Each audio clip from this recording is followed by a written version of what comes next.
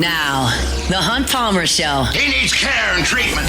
You are now listening to The Hunt Palmer Show. Brought to you by Daryl May of Trustee Properties on 104.5 ESPN Baton Rouge. Is this a great country or what? Locking down the middle of the day. Live from downtown Baton Rouge. This is Hunt Palmer.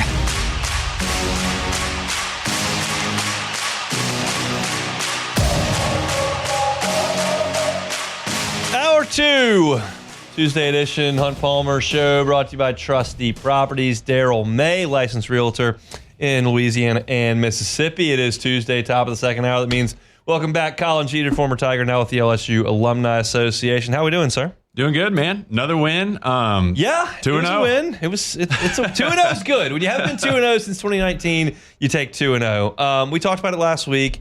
About how it's kind of can be tough to get up sometimes for that non-conference game. What did you see from the guys on Saturday night? It wasn't great. Yeah, a little sloppy. You know, it is what it is. It was a trap game. We talked about it before. We just didn't play to our potential. Kind of went back and looked at just a lot of mistakes. Missed field goal, early interception. Seemed to have some MAs here and there. Costly penalties. Just not the smooth game you were looking for. We were so much better than the opponent, and we just didn't show it. So. Can you sense during practice or pregame if there might be one of those coming on where you're just not locked in? Because I talked about this on the postgame, like this happens every year. It's happened to the best teams that LSU has had where the 2007 team just completely no-showed for Tulane. They won the national championship. The 2011 team was just ridiculously good. They were up by 7 on Western Kentucky in the third quarter. It happens to everybody. Can you sense it coming? It's odd because I feel like as a player, you don't really feel that. You know, you go into every game, you want to play your best and put on the best show, and sometimes there's just a lull. I mean, when I was there in 15, we start 6-0, we lose to Alabama, and then we lost 2 straight. It was just like this long hangover. It happens, but as a player, I don't feel like you feel that. I feel like you go into every week, it's a new opponent, we're trying to go 1-0, but sometimes as a team, it just there's a lull there. It's tough to explain. How big a deal is losing your center on the first play of the game for an offensive front? Huge deal. I mean, when you're pointing out Mike, the guy who kind of leads all offense, he's pointing the direction for the line to push blocks and combos over to.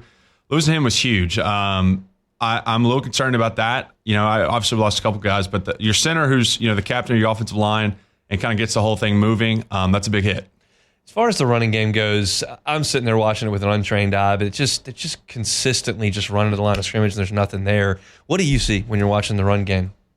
A little bit of just, honestly, most of it seems to come down to technique here and there. I mean, we're running schemes that should be able to pop, especially against an opponent like Louisiana Tech. But I watched a little bit this morning. Just, not combining well on combos. We're letting linebackers flow through. I mean, there was multiple plays where there was 3 red jerseys on the running back before he hit the line of scrimmage. So we got to get that cleaned up, especially against an opponent like Florida this week. You're going to have that run game. I know we're so good in the pass game, but if we can't be balanced, it's going to be an issue later in the season. I don't know how much you can relate to Trey Green. Not exactly the same type of player, but I think you can very much relate to Bauer, Sharp, and then certainly Donovan Green, who's going to play a little bit more. What do you see as the role for those guys if Trey is out and as long as he's out? How does that change things? Yes, I think you nailed it. I cannot relate to Trey Green. He's so much more athletic than I'll ever dream of. But the other guys, look, I think they've got a great opportunity to step in there for him. Obviously, we've kind of, Trez is a big piece of our offense. He's a guy we can throw a jump ball to. We talked about last week. I'd like to see us throw 50 of those a game, but he's not going to be there for the next foreseeable future, next couple of weeks, seems. But Bauer Sharp to me is a great balanced tight end. He can do both. He can block. He can catch. He's a former quarterback. He's athletic. He understands route concepts. I think we will be okay. We have enough pass catchers. We saw, I think, 6 guys caught passes this week. And we talked about before how much depth we have at the pass catching position. I think we'll be fine. But obviously we just won't have that. Trez brings such an X factor with him, and losing him will certainly be a hit, but I think we can adapt around it. How do they get a big play? How do they get the ball down the field? You got the talent. I can understand the Clemson game plan, and you certainly, the first drive, you had a guy, Barron Brown, wide open, and he underthrew it. But, are you surprised a little bit that they haven't been able to bust the top off? I am. Obviously, week 1 against Clemson, we didn't expect that to be necessarily a shootout, but certainly this past week, you would have thought we'd be more in the 30s, 40s points, and that just didn't happen. Again, when I played, I couldn't tell you how many times, one misassignment with 11 guys out there makes the difference. Yeah. That's it. You have to have 11 guys on the same page, And that's really where you start to get those explosive plays. We still had some in this game. I think we had 2 40-yard runs, but we're certainly going to need more of that this week. The defense kind of gets lost in the shuffle because they kind of did what you expect them to do, but it's still not easy to hold a team to nothing for 3.5 quarters. What'd you like on Saturday?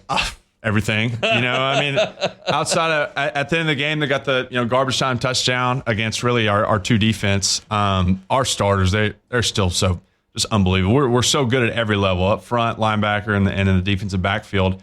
We're flying around making plays, not allowing a whole lot of action. I think they punted 7 or 8 times. 9. Yeah, 9 times. So there you go. We're just continuing to prove that we have a dominant defense this year, and we'll have another big opponent. I know Florida's coming off a kind of a down week for them, but they're certainly going to be fired up about this one. So if we can prove we can do it again week 3 against an ACC and SEC opponent, I'll feel really good about the rest of the year.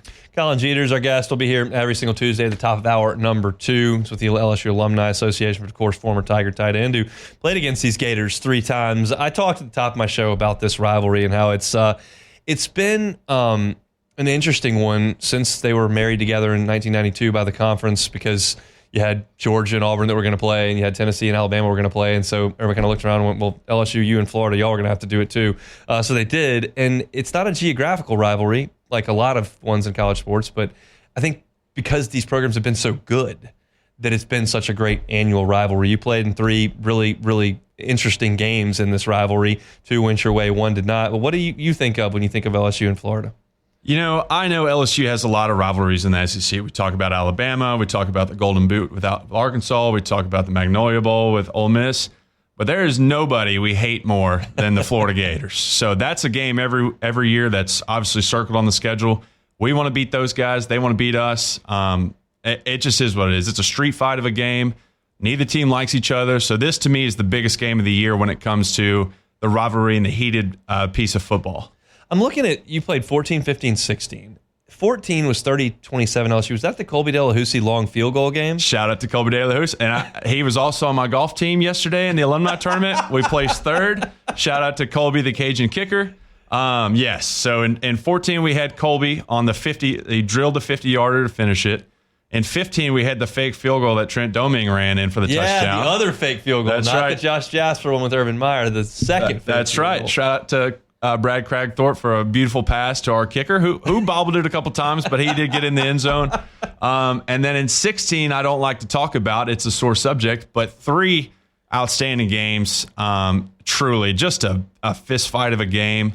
It always came down to the last possession, it seemed, at least in my time there. I want to talk about that game that you don't want to talk about, because that was a crazy set of circumstances with Hurricane Matthew coming through and Florida's hesitance to move the game, and then the weather made them move the game, and then the league always had to step in and go, okay, well, you're going to move it to Baton Rouge, and then we'll play 2 in Gainesville. And then you get the situation where Ed Ogeron's kind of, we feel like, coaching for his job to keep the interim and become the head coach, and you got a chance to go to a BCS game at the time, and a group, and then you go down to the end in Tiger Stadium, and then the toss to Darius. Guys, we were talking about it a little bit off air, but you were on the field for the end of that game when you're trying to punch it in. LSU ends up losing by 6. But what were your memories of that game that was so weird, the circumstances around it, and then the opportunity to go play? That's one of those games we talked about earlier with having the lull. That was just a day that we couldn't get anything really to go right. We drove down the field. We got in the red zone multiple times. We had a botch snap on a field goal. We got stuffed on 4th down a few times.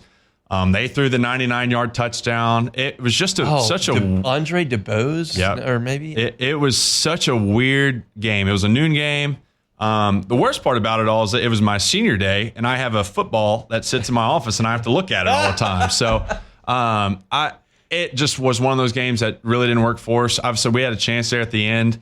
Little miscommunication as far as the last play, and didn't score. As I was telling you, we kind of dove down on the goal line. I got my eye gouged out, so I couldn't really see. All I could do was hear at the bottom of the pile, and I heard the wrong section cheering. So it certainly was not a fun end to Death Valley for me.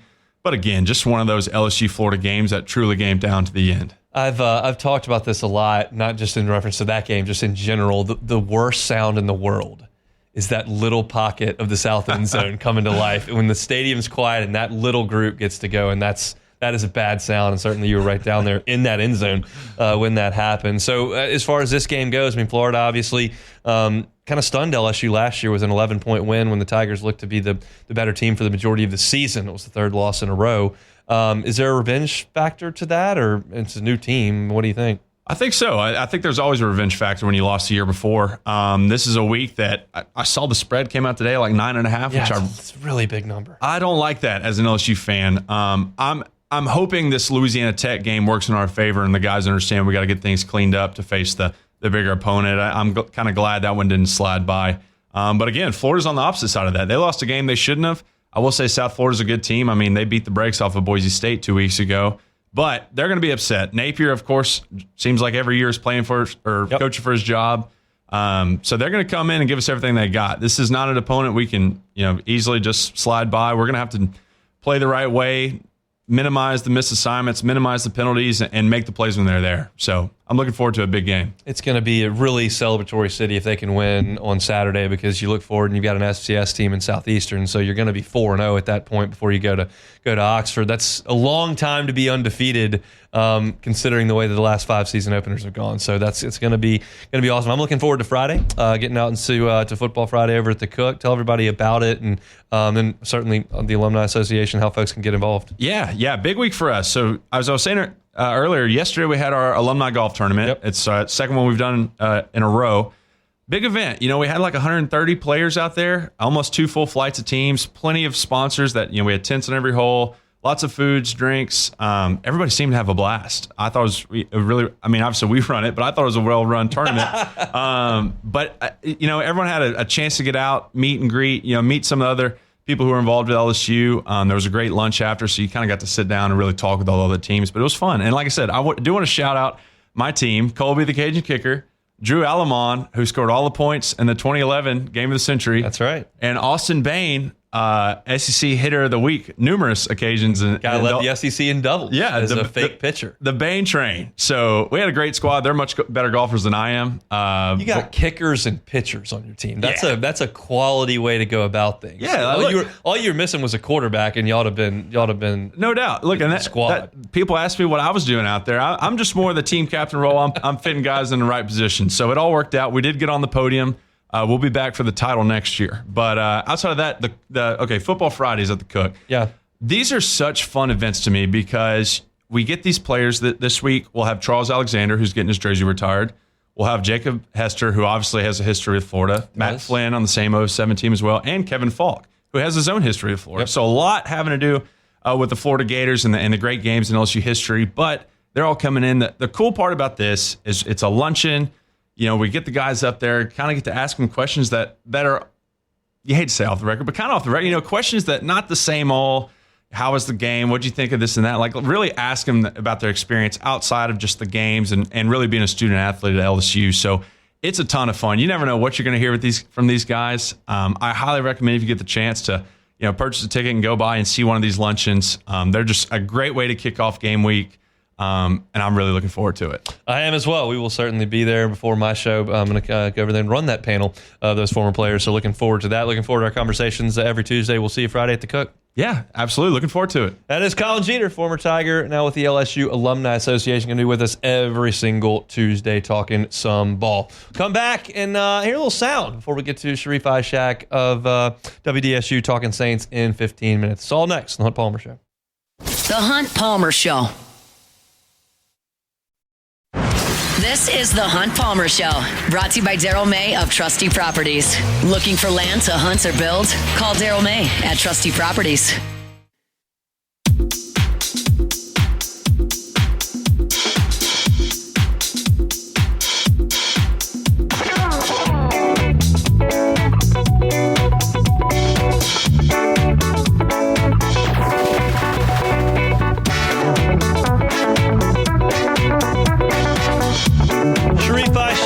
Whodats coming up in 10 minutes.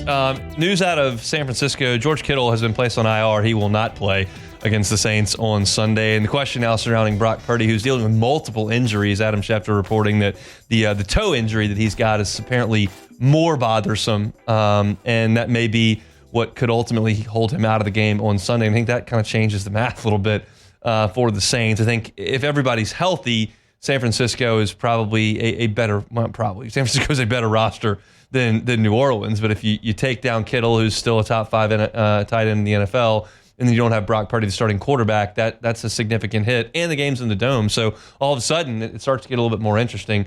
The line has crept down a little bit since the news is broken, so we'll see. We'll talk Saints with Sharief coming up in 10 minutes. Brian Kelly spoke yesterday at his weekly press conference, and Beck, we're going to start here with number 12 on this cut list. It's just talking about examples of not being focused on the details when you're out there trying to execute the play that's called. I really liked the energy we played with, the want to and the care, and not looking at La Tech and saying, well, this isn't Clemson. I didn't feel that at all. What I felt was lack of attention to detail in some areas. Look, we had a penalty. I'll give you an example. We're kicking off at the 50-yard line. Now, if you kick that thing out of bounds, it's a 30-yard penalty. They start on the 20, right? Or they tell you to back up 5, and then we kick it out of the end zone. That is a play we've gone over and over and over and over for tactical advantage, and we line drive it into the front line guy. Unacceptable. So we had things like that occur that is attention to detail and being on top of your work. So if I felt like we were flat and unemotional and didn't play with a desire that we need to, I'd be a lot more worried going into this game. I was excited when he said he was going to give an example, and then I don't really care about the kicker line driving it off the Tech up back. Like, that's such a small element of the game. If this is a national championship game or you're playing a team that you're on even footing with, yeah, we can talk about whether or not the execution of the kickoff was good. I was looking for something else. But I think that the thing that you keep hearing from the players and the coaches that LSU was ready to go on Saturday. They just didn't play very well. And that is a little bit concerning because I talked to West Weeks last week, and he said that, hey, we weren't ready to go against Nichols last year.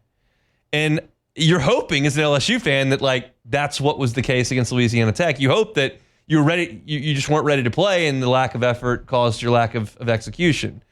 I don't know that they believe that. They just think they played very poorly. And if you're going to play your worst game of the season, the team you want to play it against is 1 Southeastern and then 2 Louisiana Tech, 3rd Western Kentucky. So maybe you caught a break from that perspective, but it just wasn't very good. And we talked yesterday about Garrett Nussmeier's effort in the game, and he just wasn't accurate. The deep ball was well underthrown. And Brian Kelly spoke to Nuss's performance against Louisiana Tech. You know, he did some really good things. Look, his standard is so high. I mean, they think he's going to be in Mount Rushmore in about a month. I mean, it's crazy, the expectations. And he's still a college player that is working to get better. So there's some things that he would like to do better. And I think, he would tell you that, he learned a lot from last week. And that's great. That's all you want. At the end of the day, I want to see our guys go, I learned some things here that are going to help me be a better quarterback. And we'll ask all of our players, including Garrett, to think that way. And my concern level with Garrett Nussmeier is like a 3. It's not even close to an 8, 9, or 10. I wish he would have hit the deep ball. It was weird to me that Berrien Brown broke free and Nussmeier underthrew him by 5 steps. You hope there's nothing from an injury perspective that's hampering him. He certainly didn't look injured against Clemson. But that being that off target on a deep ball is concerning to me, just because it's just not something we've seen from him in 2 years. And so I'm not concerned about the accuracy. He missed a couple of intermediate to deep throws. I think he's going to be just fine, but that wasn't a good effort. And if he plays like that with that running game against good teams in the SEC, LSU's going to get beat. But I don't think he's going to play like that every week. I think he's going to be better. The lack of explosiveness in the passing game is something that we've talked about for the last 2 days, and Brian Kelly got his opportunity to ask about it. You've seen what we're doing. We're a lot more creative relative to the running game and getting some explosive plays. I think Barry and Brown had an explosive play in the running game. Xavion had explosive. Harlem had an explosive. I think those explosive plays maybe went to the receivers last year, and you're seeing more explosive plays in the run game.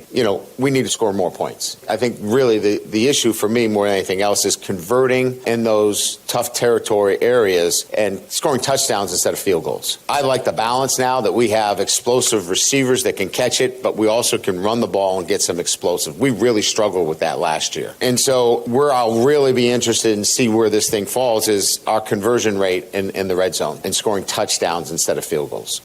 Those explosives in the running game are due more so to the talent carrying the ball than it is the execution up front and the blocking and the play call, to me.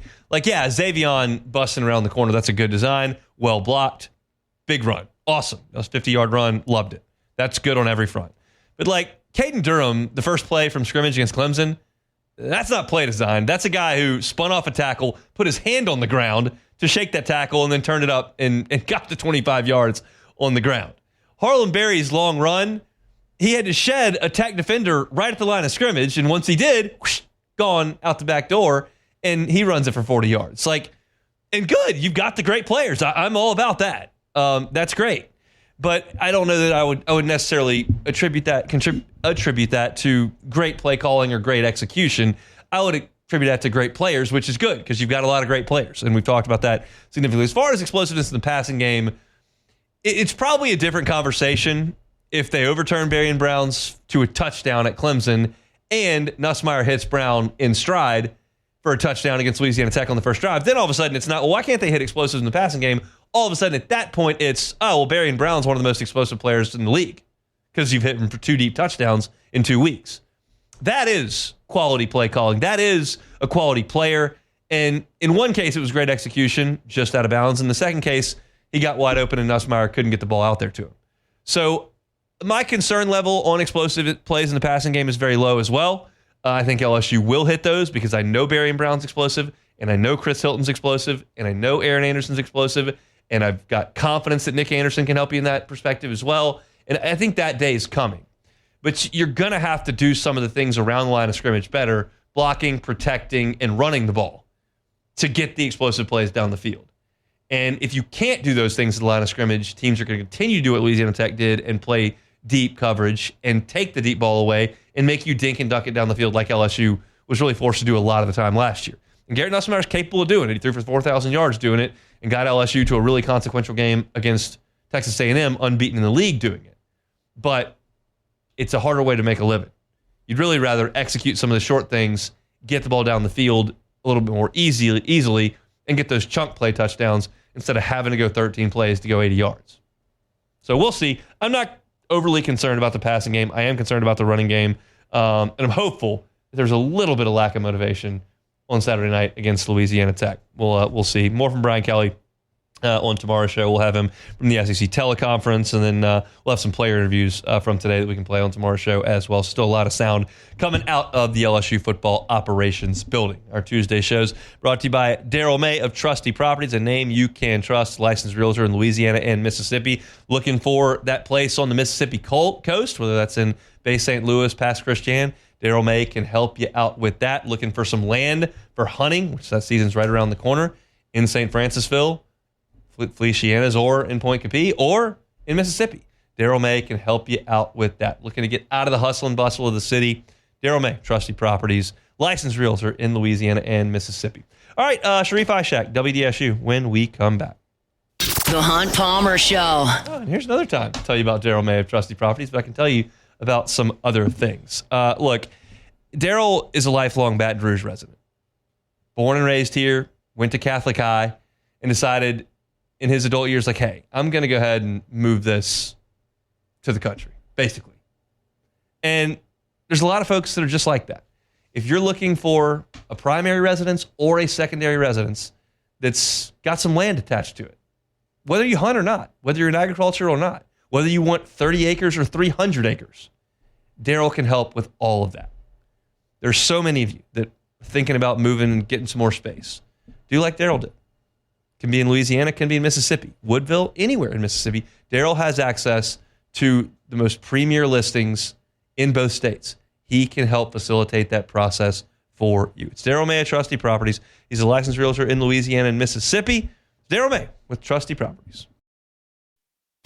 You're listening to The Hunt Palmer Show, brought to you by Daryl May of Trusty Properties. Looking for land to hunt or build? Call Daryl May at Trusty Properties.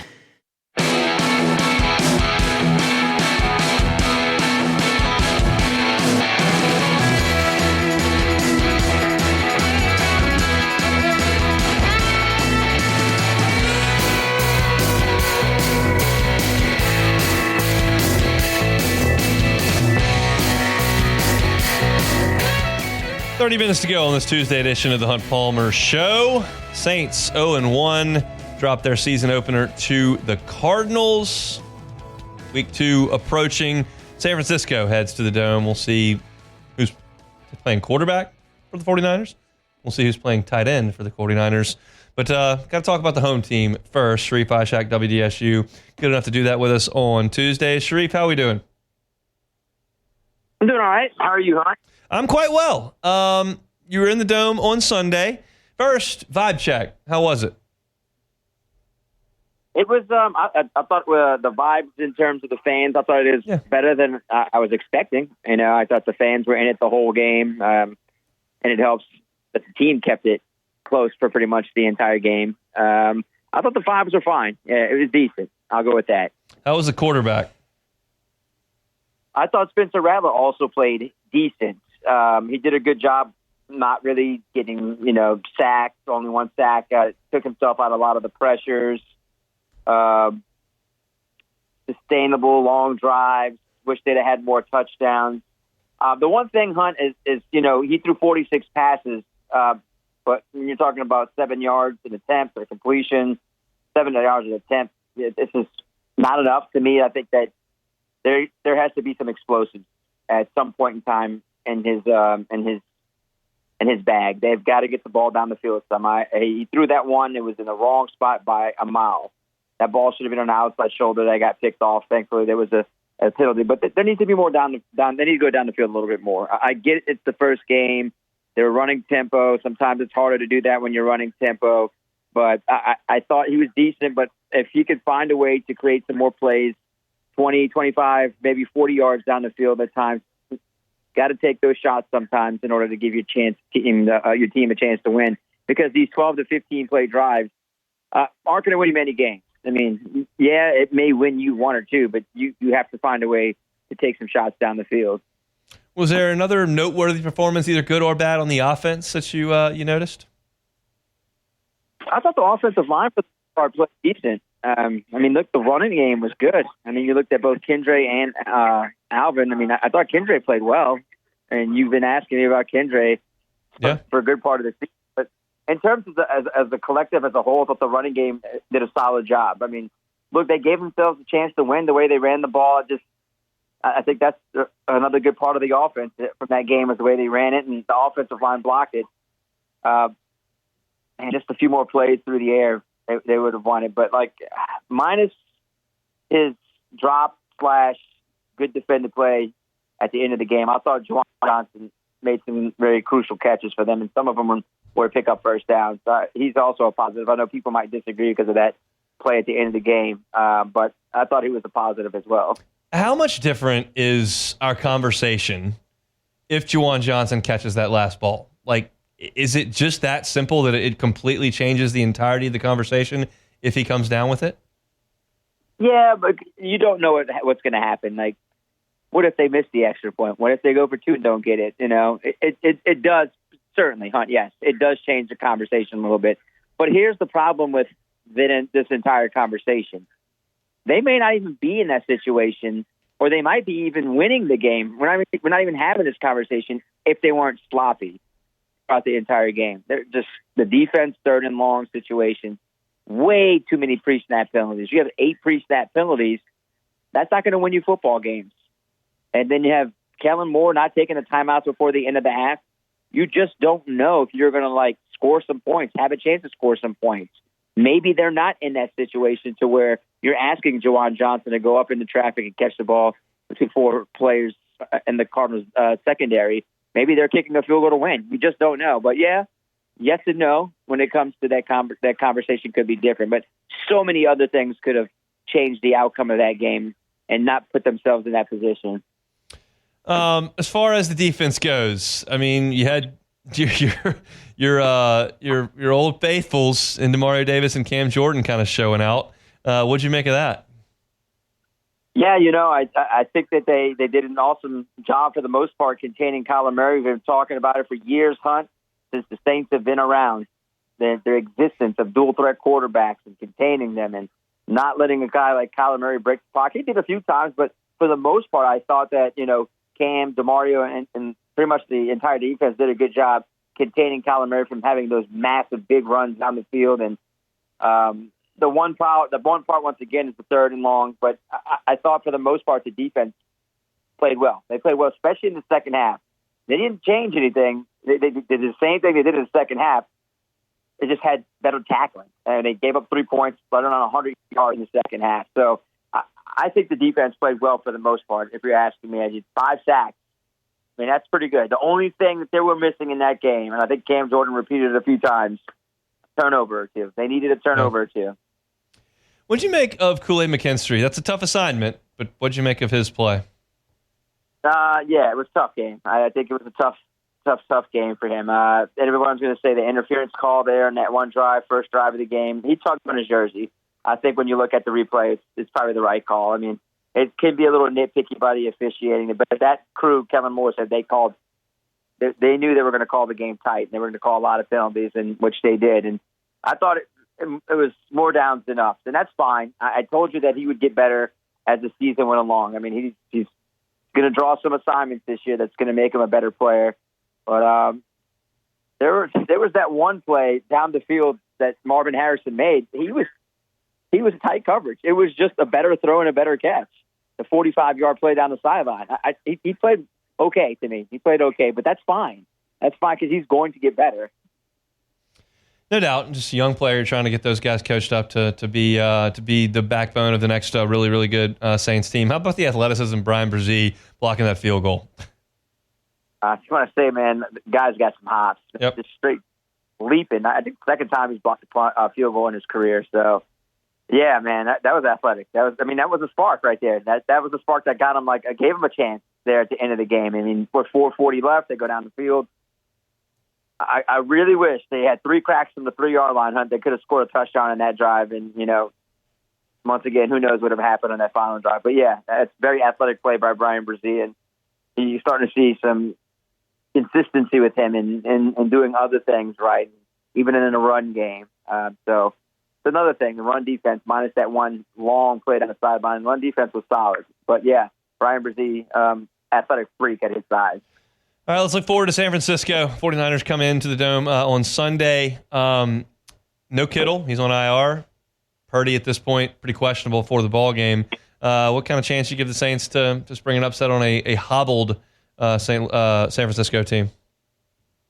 These are the 2 most hobbled teams in the NFL in the last 5 years. It truly feels like they're always battling some kind of injuries on each side for these franchises. When I think of Kittle, good thing he's not playing. The last time I saw Kittle in the Dome, he was, caught that big 3rd down play that helped them win the game, and I think it was 2019. 19, yeah. DJ Gardner-Johnson got beat on that play, and that's the last thing I remember of George Kittle in the Superdome. But I think the Saints, I thought, honestly, look, Hunt, whenever we were talking about the game last week for the opener, I said maybe they have a better chance to beat the 49ers. I don't know if the 49ers are really that good. I keep telling myself, are they really that good?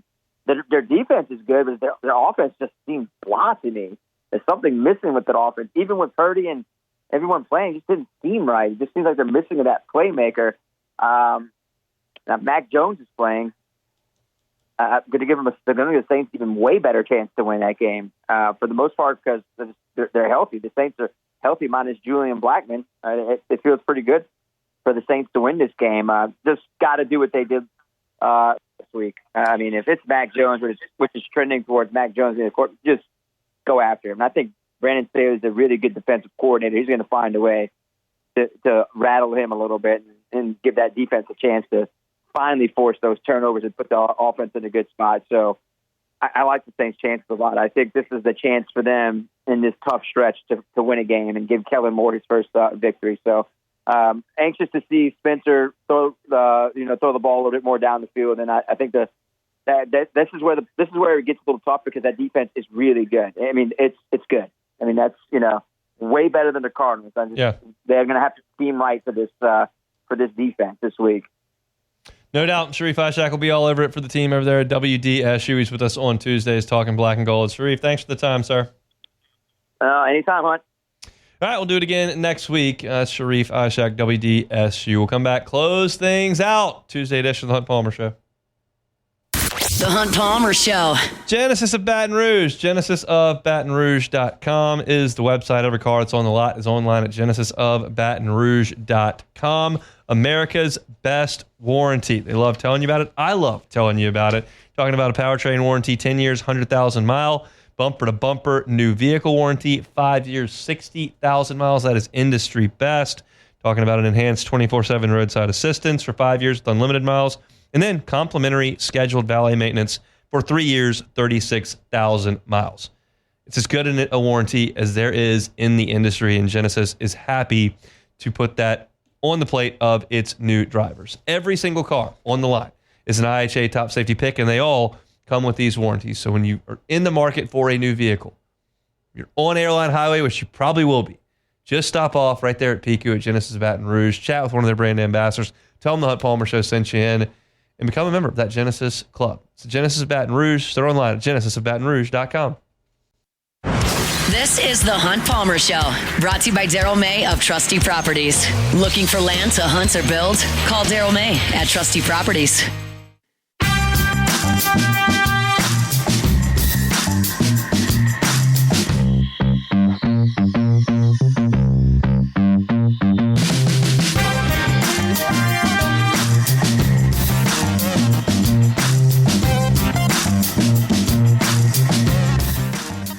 The new LSU baseball schedule is out.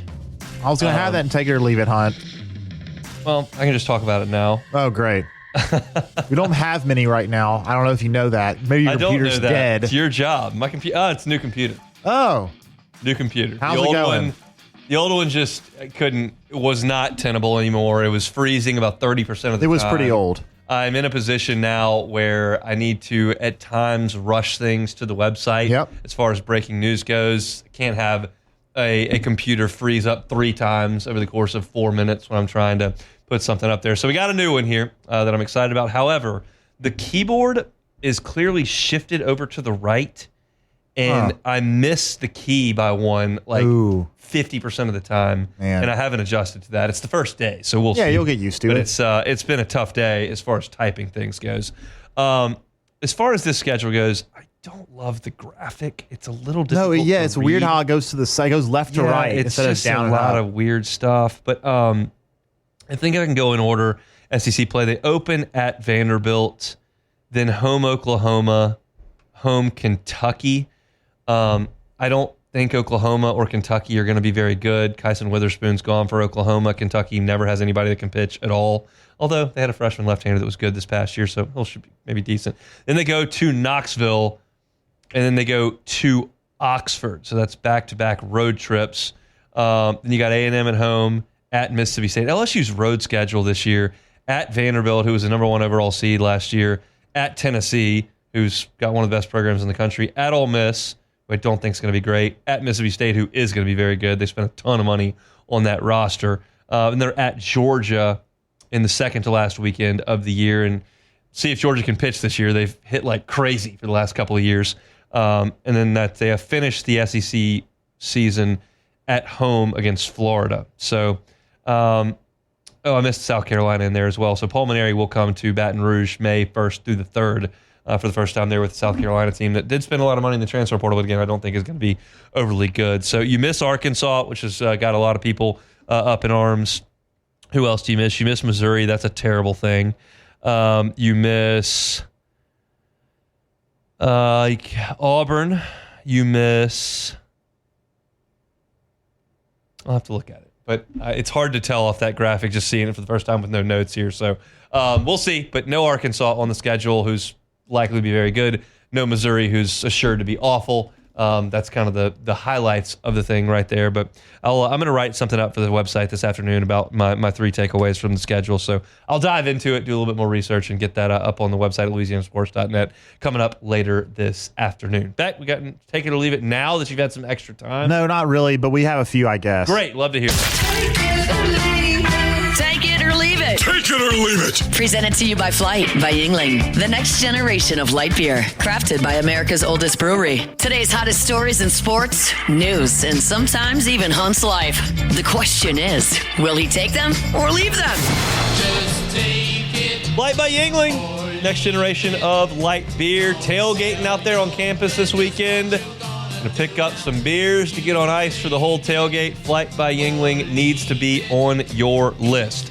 95 calories, 2.6 carbs. That means you can knock down a few out in the parking lot before you head in to Tiger Stadium to watch LSU and the Florida Gators. Flight by Yingling, the next generation of light beer. All right, first one. You will never remember that you are the first to speak on Take It or Leave It. Take it or leave it. I'll leave it. I do that all the time. Always. Leave it alone. Yes. Sometimes I'm looking at the chat.